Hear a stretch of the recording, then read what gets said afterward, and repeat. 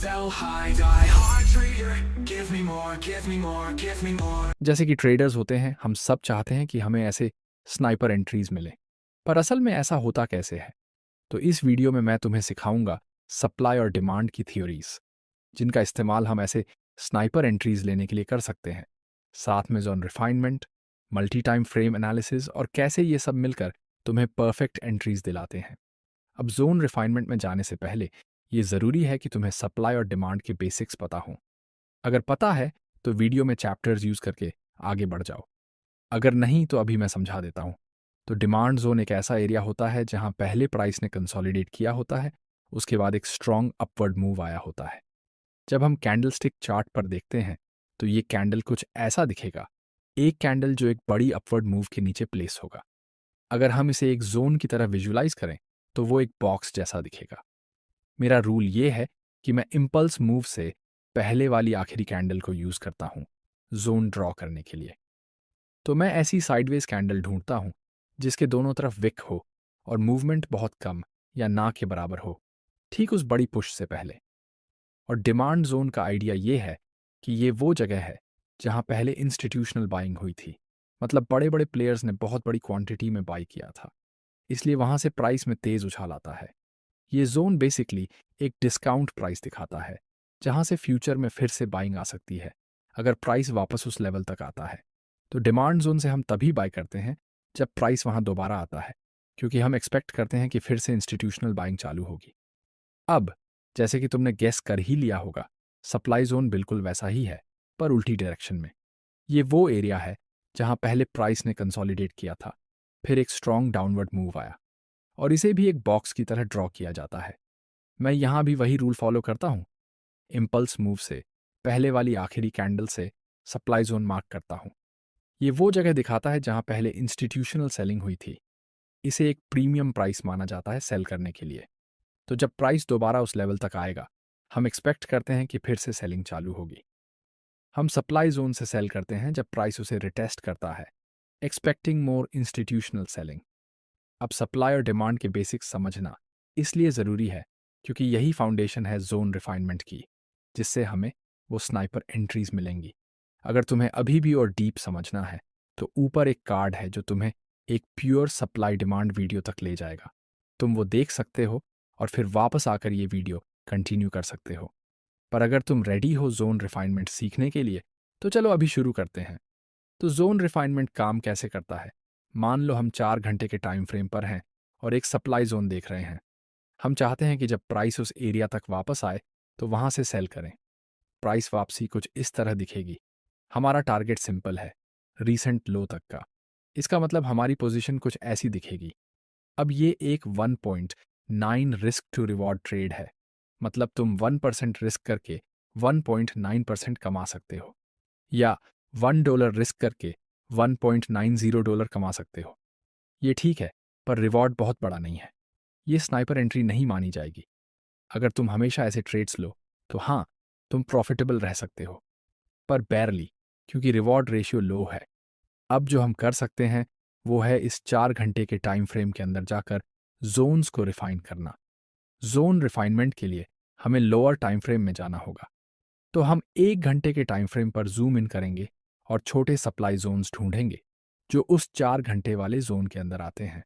तो मान लो 1 our chart कुछ ऐसा दिखेगा। अगर हम 4 घंटे का जोन मैप करें तो वो एक ब्रॉडर एरिया को कवर करेगा। पर अब हम क्या कर सकते हैं? उस 4 घंटे वाले जोन के अंदर एक छोटा 1 आवर सप्लाई जोन रिफाइन कर सकते हैं।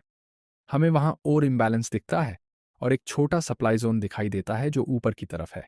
अब इसका फायदा यह है कि हम इस रिफाइंड जोन से ट्रेड ले सकते हैं। अब देखो, इसी रिफाइनमेंट की वजह से हमारा रिस्क टू रिवॉर्ड काफ़ी इंप्रूव हो गया है। अगर हम फिर से 4 घंटे वाले चार्ट पर जाएं तो हमारा रिफाइंड जोन ऐसा दिखेगा और हमारी पोजीशन कुछ ऐसी होगी। सेम ट्रेड है, same target, same selling area. पर क्योंकि हमने रिफाइन किया, हमने उस 1.9 रिस्क रिवॉर्ड ट्रेड को बदलकर 6.25 रिस्क रिवॉर्ड बना दिया। मतलब तुम 1% रिस्क करके 6 गुना कमा सकते हो, या $1 रिस्क करके $6 कमा सकते हो। तो बेसिकली हम वही ट्रेड लेकर उसे ज़्यादा प्रॉफिटेबल बना रहे हैं और साथ में वो सुंदर सा स्नाइपर एंट्री भी मिल रहा है। अब चलो इसे एक रियल चार्ट पर देखते हैं। ये 4 आवर टाइम फ्रेम है, पेयर है NZDJPY। पर ऑनेस्टली ये स्ट्रैटेजी किसी भी एसेट पर काम करती है। मार्केट ने अभी अभी ट्रेंड डायरेक्शन बदला है और यहाँ हम देख रहे हैं एक ब्रेक ऑफ स्ट्रक्चर, जहाँ से हम लोअर लोज और लोअर हाइज से निकलकर हायर हाइज और होपफुली एक हायर लो बना रहे हैं, जहाँ से हम अपना ट्रेड लेंगे। बस यही है बेसिक ट्रेड कॉन्सेप्ट। अब हम वही टेक्निक यूज़ करने वाले हैं जो पिछली बार की थी। टारगेट की बात करें तो हम सिर्फ स्विंग हाई को देखेंगे। तो जैसा मैंने एग्जाम्पल में दिखाया था, हम बस वहीं से वहीं तक ट्रेड ढूंढ रहे हैं। ठीक है, अब हम लास्ट कैंडल मार्क कर सकते हैं, इम्पल्स से पहले की। यही हमारा डिमांड जोन होगा, जो इस केस में कुछ ऐसा दिखेगा। नॉट बैड, काफ़ी अच्छा सा डिमांड जोन लग रहा है।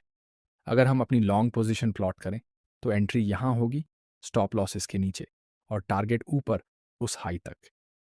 अब ये एक 3% का ट्रेड है, मतलब ये कोई ख़राब पोजीशन नहीं है। मैं इसे लेना पसंद करूँगा। यहाँ से एंट्री लेकर वहाँ तक ले जाया जा सकता है, लेकिन हम बात कर रहे हैं स्नाइपर एंट्रीज की। तो चलिए अब उस रूल को फॉलो करते हैं और 4 घंटे से 1 घंटे पर चलते हैं और देखते हैं कि क्या हमें और रिफाइंड अपॉर्चुनिटी मिलती है। जब हम आवरली टाइम फ्रेम पर आते हैं तो साफ दिखता है कि ज़्यादा कैंडल्स ओपन हो रही हैं। बेसिकली जब हम 4 घंटे से 1 घंटे पर आते हैं तो हर 4 घंटे की कैंडल के लिए हमें 4 1 घंटे के दिए मिलते हैं।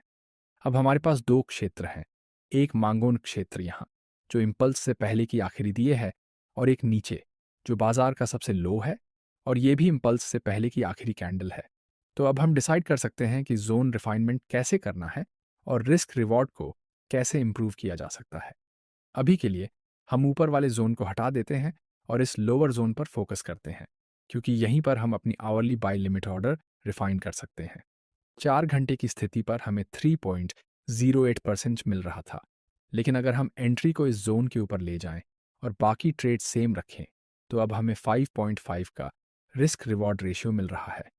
यानी उसी ट्रेड में 2.5% और ऐड हो गया, और इसके लिए हमें बस इतना करना था कि 4 घंटे से 1 घंटे पर आना था और लेवल रिफाइन करना था। अब मैं वापस उस ऊपर वाले जोन पर जाना चाहता हूं, क्योंकि आपके दिमाग में ये सवाल आ सकता है कि इन 2 जोन्स में से कौन सा चुने। देखिए, कई बार जब आप लोअर टाइम फ्रेम पर आते हैं तो जो पहले एक जोन दिखता था उसमें मल्टीपल जोन्स नजर आने लगते हैं और चीज़ें थोड़ी ट्रिकी हो जाती हैं। अब इस सिचुएशन को हैंडल करने का एक सिंपल तरीका है, और नए पोजीशन पर मूव करने से पहले हम इसी पर जल्दी से बात करते हैं। अगर अब हमारे पास 2 जोन्स हैं और हमें नहीं पता कि ऑर्डर कहाँ लगाएं, तो सिंपल तरीका है, ऑर्डर को एक्सट्रीम जोन पर रखें। एक्सट्रीम जोन वो होता है जो प्राइस से सबसे दूर होता है, उस प्राइस मूवमेंट के लेग में। तो हमारे प्राइस मूवमेंट का लेग है इस लो से इस हाई तक। ये है बुलिश पुश। अब हम एक रिट्रेसमेंट अपॉर्चुनिटी ढूंढ रहे हैं ताकि हम वहां से बाय कर सकें। इस first leg of price action के अंदर एक्सट्रीम जोन होगा सबसे लोएस्ट जोन, यानी बाइंग सिनारियो में सबसे नीचे वाला जोन। इसलिए ये जोन हमारा एक्सट्रीम जोन बनता है। अगर हमें इन दोनों में से किसी एक पर बाय लिमिट लगानी हो तो स्टैंडर्ड ऑप्शन होगा एक्सट्रीम वाला। पहला रीज़न, हमें बेस्ट रिस्क रिवॉर्ड इसी से मिलता है, और दूसरा रीज़न, ये सेफेस्ट होता है। मान लीजिए हमने इस जोन पर ऑर्डर प्लेस कर दिया और स्टॉप लॉस यहाँ रखा, तो हो सकता है हमारी मार्केट डायरेक्शन सही हो, लेकिन फिर भी हम स्टॉप आउट हो जाएं अगर मार्केट एक्सट्रीम जोन को हिट करना चाहे। अब इस अपर जोन के अंदर हम यूज़ कर सकते हैं जिसे मैं स्टैंडर्ड कन्फर्मेशन कहता हूँ। ये कोई नई चीज़ नहीं है, बस एक सिंपल नाम है एक सिंपल स्ट्रक्चर कन्फर्मेशन के लिए। स्टैंडर्ड कन्फर्मेशन कुछ ऐसा दिखता है, जब मार्केट इस लेवल पर पहुंचे तो हम देखेंगे कि क्या लोअर टाइम फ्रेम स्ट्रक्चर हमारे बड़े ट्रेंड के साथ अलाइन हो रहा है। अब जब हम आवरली पर हैं तो हमें बड़े ट्रेंड के अंदर एक छोटा ट्रेंड दिखता है। हमें दिख रहा है हाई, फिर लोअर हाई, फिर लोअर लोअर, इसके बाद फिर एक और लोअर हाई और लोअर लोअर बना। अब इस पॉइंट पर हमें बेसिकली ये देखना है कि मार्केट वापस इस डिमांड जोन में आए और फिर एक नया हाई बनाए। अगर ऐसा हुआ, मान लीजिए मार्केट अभी जहां है वहीं से ये हो जाए, यानी यहां से नीचे आए, इस लेवल को रिटेस्ट करे और फिर इस पॉइंट के ऊपर पुश करे, ये कंफर्म करेगा कि टॉप जोन सच में एक अच्छा पोजीशन हो सकता है, क्योंकि इससे हमें ये पता चलेगा कि इस डिमांड जोन में इतनी स्ट्रांग बाइंग आ रही है जो ट्रेंड को रीशेप कर रही है। ठीक है, तो अगर हम प्रीवियस हाई के ऊपर पुश कर पाएं तो ये बताता है कि इस जोन में वो ताकत है जो हमने पहले एक्सपेक्ट नहीं की थी। और इसका मतलब ये है कि अगर मार्केट वापस पुल बैक करे तो हम यहाँ से बाय पोजीशन ले सकते हैं। तो वहाँ से हम डिमांड आइडेंटिफाई करेंगे और उसी पॉइंट से बाय करेंगे ताकि ट्रेड को अपने टारगेट तक ले जा सकें। जैसे ही मार्केट इस पॉइंट तक पहुंचे और यहाँ क्लोज करे, वो एक अच्छा सिग्नल होगा ये कंफर्म करने के लिए कि आप आराम से इस एरिया में बाय लिमिट लगा सकते हो। तो इस तरह से हम मल्टीपल जोन्स को हैंडल करते हैं। अब मैं आपको रियल एग्जाम्पल दिखाता हूं कि स्टैंडर्ड कन्फर्मेशन रियलिटी में कैसे दिखती है। देखिए, हमारे पास एक डाउन ट्रेंडिंग मार्केट है, फिर हम नीचे आते हैं इस लो तक और यहाँ से एक पुश मिलता है ऊपर की तरफ। यही वो स्ट्रक्चरल शिफ्ट है जो हमें देखना होता है। तो जो पैटर्न हमें यहाँ मिला है, हमें बेसिकली यही पैटर्न छोटी टाइम फ्रेम पर रेप्लिकेट करना है। ठीक है, तो हम यही एग्जैक्ट पैटर्न और टाइम फ्रेम पर देखेंगे। अगर हमें ऐसा मिला तो हम कंफर्टेबली ऑर्डर प्लेस कर सकते हैं। तो ये है एक विजुअलाइजेशन की स्टैंडर्ड कॉन्फर्मेशन कैंडल्स में कैसे दिखता है। तो यही तरीका है दो जोन्स में से चूज करने का। किसी भी टॉप जोन पर कॉन्फर्मेशन एंट्रीज का वेट करें और लोअर जोन जो कि प्राइस से सबसे दूर है और प्राइस एक्शन के लेग का लोएस्ट पॉइंट है, वहां आप अपना ऑर्डर प्लेस कर सकते हो। आप वहां बाय लिमिट डाल सकते हो, क्योंकि अगर मार्केट वहां पहुंचता है तो आप खुशी खुशी एंट्री लेना चाहोगे।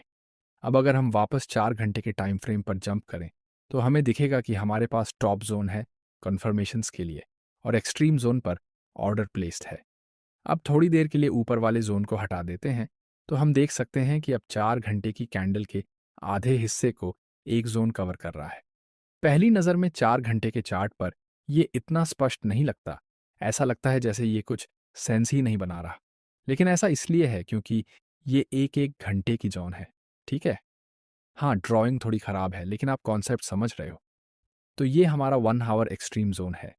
इसका आइडिया ये है कि हमने ट्रेड को रिफाइन कर लिया है और जहाँ पहले हम ऊपर वाले लेवल से एंट्री ले रहे थे, अब हम एक्सट्रीम जोन से एंट्री ले रहे हैं, जो कि हमें इस ट्रेड के लिए बेस्ट रिस्क रिवॉर्ड देगा। ठीक है, अब देखते हैं कि मार्केट कैसे बिहेव करता है। देखो, मार्केट नीचे पुश करता है उस एक्सट्रीम जोन में और फिर मार्केट ऊपर की तरफ पुश करता है, एक नया हाई बनाता है जो कि हमारा टारगेट फिल करता है।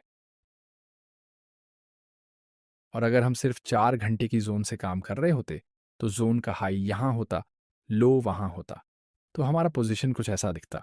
तो रिफाइनमेंट के बिना हम 3% रिटर्न देख रहे होते, लेकिन रिफाइनमेंट के साथ ये बढ़कर लगभग 5.5 हो जाता है। और जैसा कि आप देख सकते हो, यही है हमारे स्नाइपर एंट्रीज, क्योंकि हमने एक्चुअल में विक्स के पास एंट्री ली है।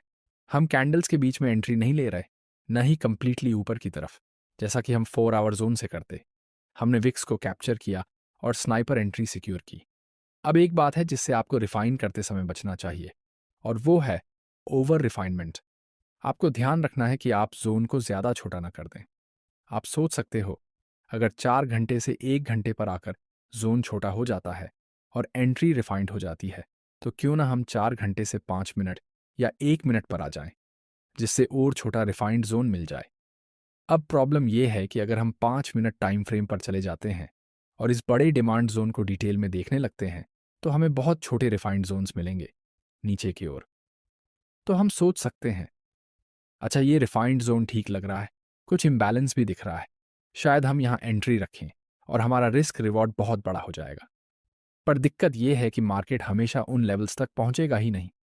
तो भले ही पेपर पर यह ट्रेड बहुत अच्छा लगे, 25 आर का पोटेंशियल दिखे, मतलब 1% रिस्क पर 25% का प्रॉफिट, पर हकीकत में वो जोन टच ही नहीं होगा, क्योंकि हम 4 घंटे और 1 घंटे के प्राइस एक्शन पर काम कर रहे हैं।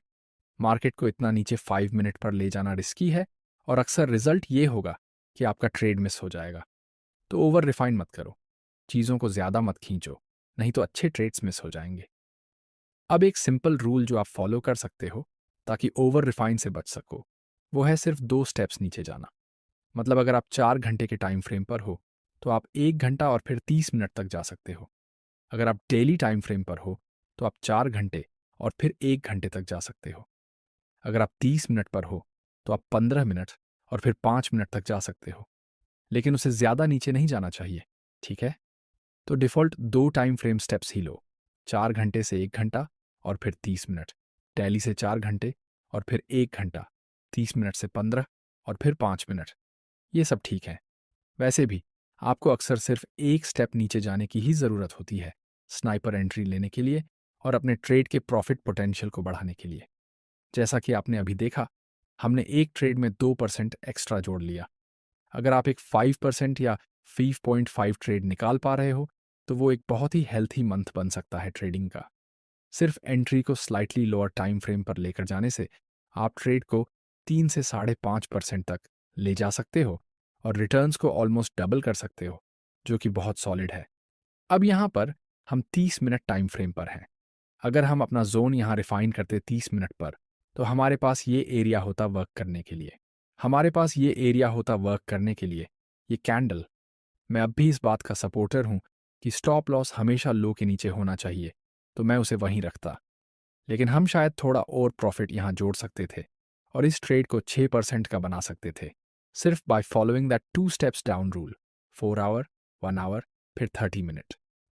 तो 4 आवर से 30 मिनट जाने से हमने एक्चुअली इस ट्रेड का प्रॉफिट पोटेंशियल डबल कर दिया। लेकिन अगर हम और नीचे जाते, जैसे 5 मिनट पर, तो हम शायद पूरा ट्रेड ही मिस कर देते।